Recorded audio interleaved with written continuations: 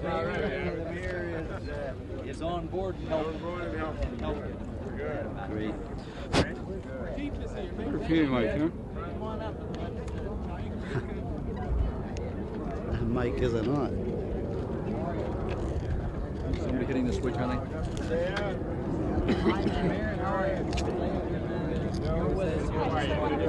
Yeah, why not? I'll take one. They're going to fire the city. We're going to at the corridor. Testing. 1, 2. Louis.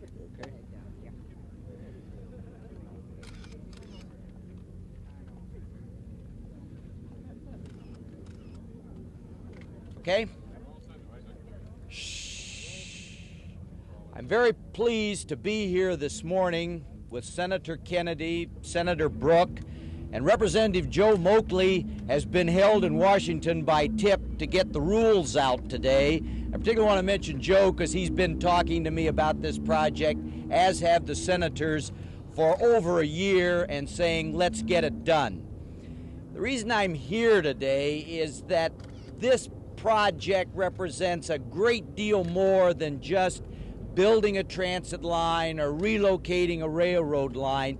It's really part of a whole urban renewal system that has been going on in Boston with the governor, the lieutenant governor, the mayor, all struggling to see to it that there is really a thrust in this area of renewed housing, renewed business areas, and good transportation. Too many times in the past, we used to just build transportation projects and then sort of let the fallout occur afterwards. The policy we're trying to pursue in Boston, and they were a leader in this, and that's why we are here to feature this today, is being followed by other cities of saying your transportation policy and your transportation system has got to work into the renewal of your city. And this area is part of the renewal project in Boston. I'll give you some of the specifics, and it is the largest grant we've ever given any place, and that kind of gives some kind of idea of the kind of clout that Boston and this area have. But this is for $669 million.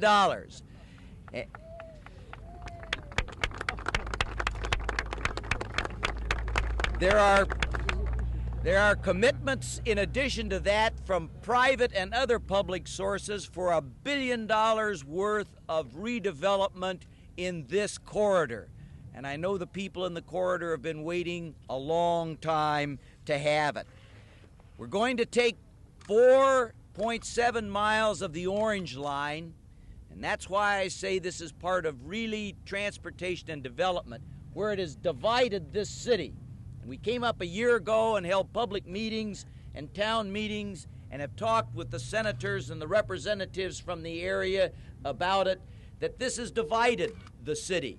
So the new project and the relocation of it, it will be a depressed area so people can get across the highway. We will remove the structure that is there.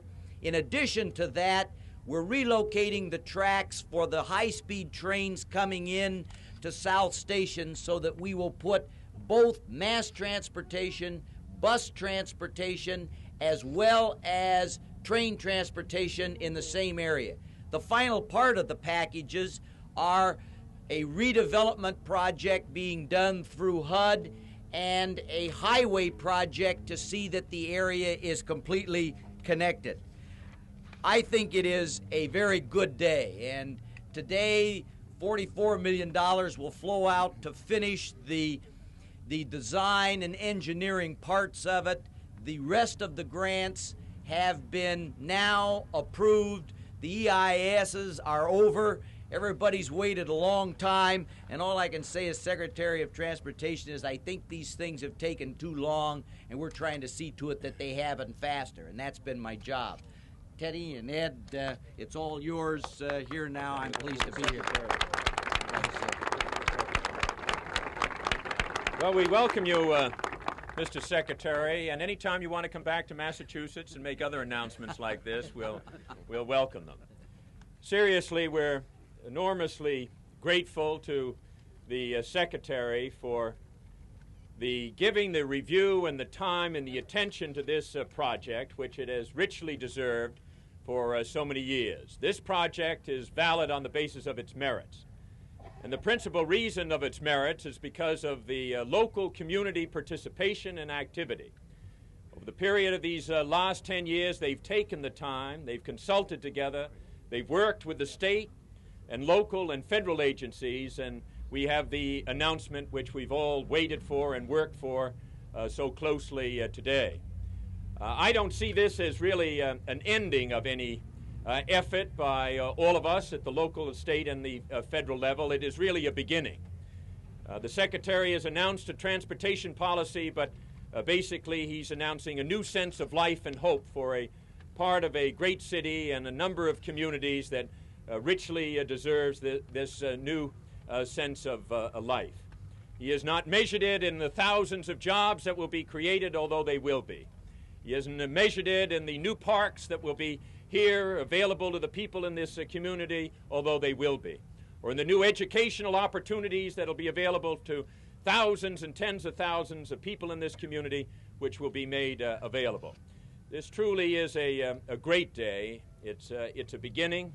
We're grateful for his involvement and for his oversight. He comes from the western part of this nation, in Seattle, Washington, but he has been in the member of Congress. He has been constantly aware of many of the problems that we have faced in Massachusetts and throughout the Northeast. All of us are grateful to his leadership, and I want to say what a pleasure it has been to work with Senator Brooke and Joe Moakley, the Governor Dukakis, who we talked with earlier today and unavoidably not here, with Tommy O'Neill and Mayor White, to the business leaders and particularly the community leaders. It's a job well done, and we pledge to you our continuing help and support to see that this job is finished. I want to thank you very much.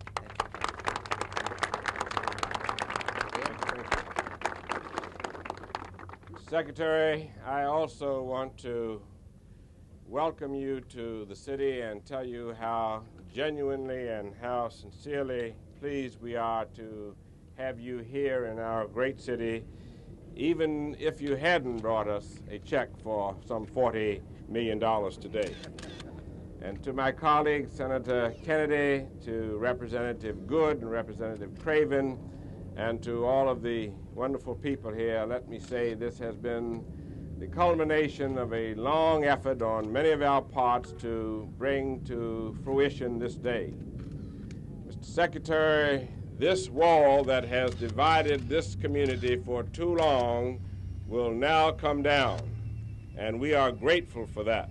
There should not be any wall dividing the people of Boston, and we don't want any more walls dividing the people of Boston.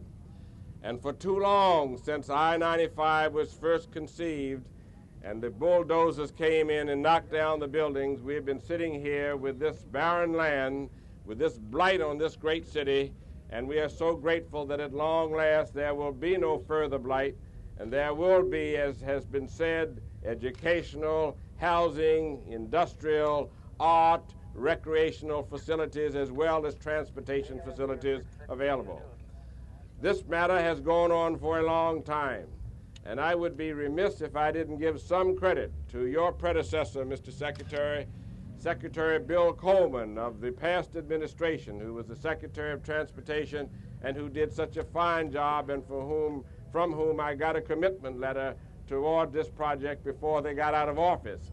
But I take nothing away from you, Mr. Secretary, because once you have always demonstrated, even before you took over this job, the kind of man you are and the insight that you have had, and I think it's just tremendously important that the President saw fit to ask you to serve as Secretary of Transportation. And you've been fair, you've been equitable, you've shown initiative, and you have understood the need of the Department of Transportation to do more than build transit systems. You brought in the whole community, and you have done it well. I also want to pay my deep respect to Fred Salvucci, who is the head of our transportation system here in Massachusetts, the Secretary of Transportation, who has done an effective job for so long in bringing this about. And I want to give credit to him and to the people of this community, Mr. Secretary, the people of this community who have waited so long and who've worked so hard. And I want to tell all factors, the coalition and others, that they will be given an opportunity as this development goes along to have input, to bring this community together. We've had serious scars on our community, Mr. Secretary, as you very well know. We have had a divided community. But this gives us an opportunity to have a united community. And I pray to God that we will have that united community. I see Representative King, who's also come in since this time. There may be many others who have been working toward this project, Dan Richardson and others. There are just too many to mention by name, Mr. Secretary. But we all know that this is a great day for all of us, but most importantly, it is a great day for the city of Boston and its environments who will benefit from this project. And thank you, thank the administration for carrying on and bringing it to fruition. And I just can't tell you again how very, very pleased I am personally to have you here in our city, Mr. Secretary.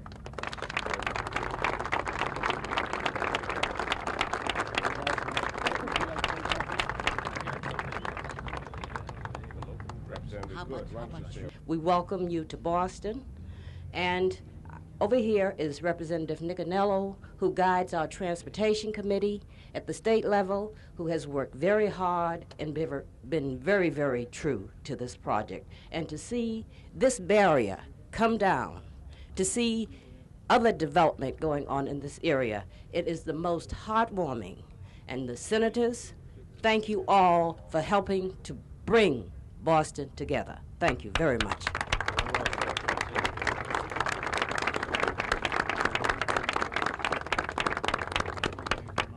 Secretary Brock, Senator Kennedy, Senator Brooks, I'm happy to join with my colleague, Representative Mary Good, in seeing 30 years' work come to the point of victory.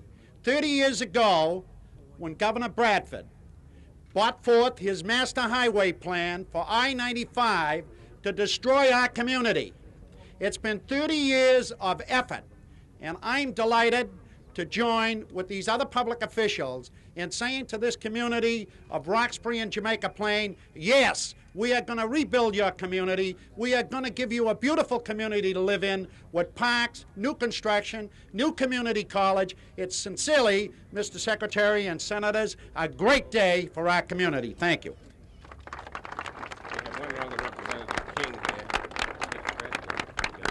Is Mel King here? Mel King, I think I saw him.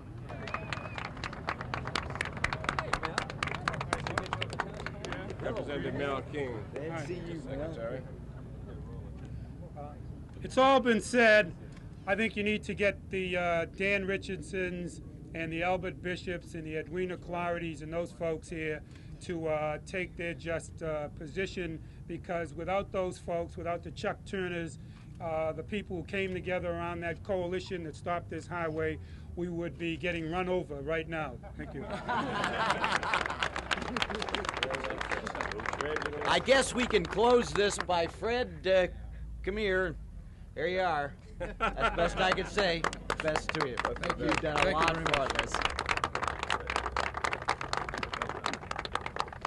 Thank you all very much. We're going to go out, go through the Orange Line, tour the area so that we've got an on-the-ground look at it. Then afterwards, we're going to have a meeting, some of us on some of the other problems, railroads and natural gas and mass transit and a number of the other things. Boston has, and I want you to know, some people that are very effective in letting us know the things that they want to have changed. And so we will be doing that this morning and going back this afternoon. So pleasure to have all of you here. I am very pleased that this has started, and we will now go, the senators, Fred, myself, and some of the others, to go out on the orange line itself. Thank you. Thank you. Mr. Secretary, this is a little chaotic. Change tape? Hmm? Change tapes? No, it's all right. If we've got enough tape left. Come a little closer. Come a little closer, please. Excuse me. No, let him go ahead. You're not rolling yet, are you? Well, I was, yeah. Let's come on. Let's just go ahead and do it. Don't worry about it, T. Any old place is all right. No. Okay. Physically? Oh, sorry. all right. This is the fastest way. Okay. Okay, Mr. Secretary, NASA, for example, has projected, and I guess a lot of other people have projected, that over the next 15, 20 years, with even a 6% rate of increase in air traffic every year, and this year we've seen a tremendous rate of increase, airports, particularly O'Hare and all the major airports in the country, are really going to begin to get pretty crowded, and the noise limitations and expansion limitations they face. Are we going to be left with a sort of no-growth air situation in a few years? No, what we're doing is we're moving to the wider body aircraft where we can carry a great many more people on a single plane. This is the whole movement. The second thing is we're requiring them to be much less noisy, more fuel efficient, and so on. The result of all that is that we will be able to increase the capacity enormously and have less noise by 1985. One of the NASA projections is that there's, because of technical reasons like wake vortices from airplanes and things like that, there's a limit to the number of wide-bodied planes we can fly, and people here in Boston say that ground facilities, for instance, at the airports are going to get really crowded, just parking, for example, in a few years. Would you say, aren't we going to be a little nervous about the prospect of airport expansion, or is noise reduction going to allow us perhaps to expand eventually when the need arises? Well, what we're doing is we're shifting now so that we are beginning to put mass transportation facilities into airports, just like is done with Heathrow in London. We also are well aware of the fact that we will have to do more transportation planning. In other words, short ranges will be handled more by other kinds of transportation. So that's the reason that we are constantly working this and updating our studies, because we know that the people are not interested in having any big new airports built in their area. They want to be convenient to an airport, but not near it. And that's a dichotomy we can't overcome. But we don't face the prospect of having to sort of say no more people can fly in a few years. You don't think that's a danger? No, we're not going to reach that for a decade or more at least, and I don't think really even then. Good. Okay. Thanks very much. Appreciate it. Good luck to you. Good luck to you. Andy Hill, WBZ. Charlie, I'm rolling. Tall, slim, and black, and you'll see him around. Yeah, okay.